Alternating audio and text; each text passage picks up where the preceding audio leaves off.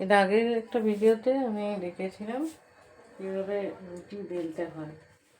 আজকে দেখাচ্ছি রুটি বেলার পর কীভাবে চাটুতে সেঁকে রুটি পোড়াতে হয়। এই যে রুটি আর বেলা হয়ে গেছে, বেলা একটা রুটি চাটু আমি বসিয়েছিলাম, কিছুক্ষণ গরম হয়ে গেছে। এরপর চাটুর মধ্যে দিয়ে দিলাম, দিয়ে আঁচটা বাড়িয়ে দিলাম। এখানে আরও দুটো রুটি আমি বেলে রেখেছি। প্রথমেই একবারে সমস্ত রুটি বেলে নিলে হয় না, তাই জড়িয়ে যেতে পারে। তো অল্প দু একখানা রুটি বেলে ততক্ষণ চাটুটা গরম করতে দিতে হয়। দু একখানা রুটি বেলে তারপরে একটা রুটি চাটুটা গরম হয়ে গেলে দিয়ে দিতে হয়।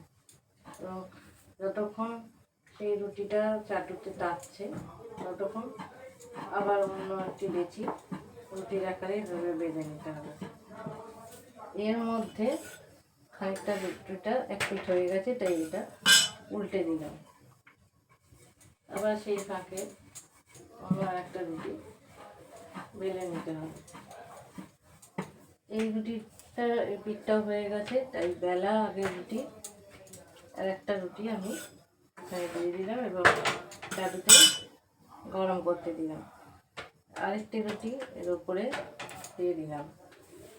এইভাবে একই সাথে 4খানা 5খানা রুটি দিয়ে যতগুলো পারে সেঁকতে হবে। তবে একসাথে বেশি রুটি সেঁকা যাবে না, তাতে ভালো হয় না। এইবার রুটির এক পিঠ হয়ে গেছে, এটা উল্টে দিলাম। ওই রুটির কাঁচা দিকটা আবার সেঁকতে দিলাম, আর এই রুটির যে দিকটা কাঁচা আছে সামনে করে নিলাম। যতক্ষণ ওটা সেঁকা হচ্ছে ততক্ষণ রুটিটা আবার বেলতে থাকছে। এই রুটিটা আস্তে আস্তে এর মধ্যে বেলা হয়ে গেল। আবার এই রুটির এই দিকটা হয়ে গেছে, তাই উল্টে দিলাম।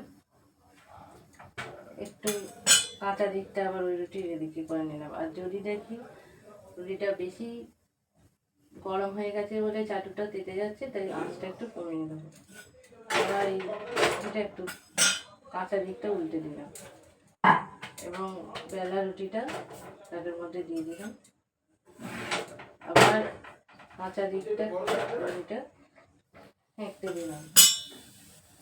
খানিকটা সেঁকা হলে আবার একইভাবে এই রুটির দিকটা উল্টে যে দিকটা কাঁচা দিক আছে ঘুরিয়ে নিয়ে এই দিকটা চাটুতে সেঁকতে দিলাম।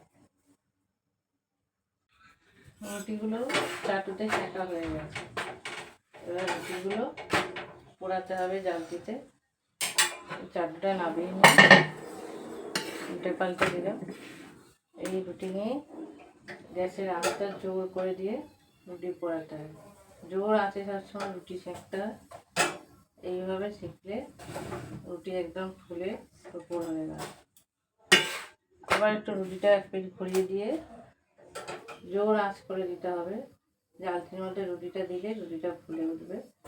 আবার উল্টো পিঠটা ঘুরিয়ে রুটিটা সেঁকে দিতে হবে। রুটির অন্য পিঠটা একটু চাটুতে ঘুরিয়ে দিতে হয়। এবার জালতিতে নিয়ে আবার আঁচটা জোর করে দিয়ে রুটিটা দিলে রুটি এইভাবে ফুলে ওঠে এবং উল্টো পিঠটা আবার ঘুরিয়ে দিতে হবে। দিয়ে যদি একটু সাইডে না থাকতে হয় একটু খুন্তি করে চেপে দিতে হয়। এতটাই রুটিটা ফুলে গেছে, রুটিটা উল্টে পড়ে গেল। এইভাবে আপনারা গরম গরম রুটি সেঁকে নেবেন। ফুলে উঠলে রুটি একদম নরম সুন্দর খেতে হবে। গরম গরম রুটি খেতে দারুণ লাগে। আপনারা এইভাবে যারা জানেন না করে দেখে নিন, ঠিকঠাকই হবে।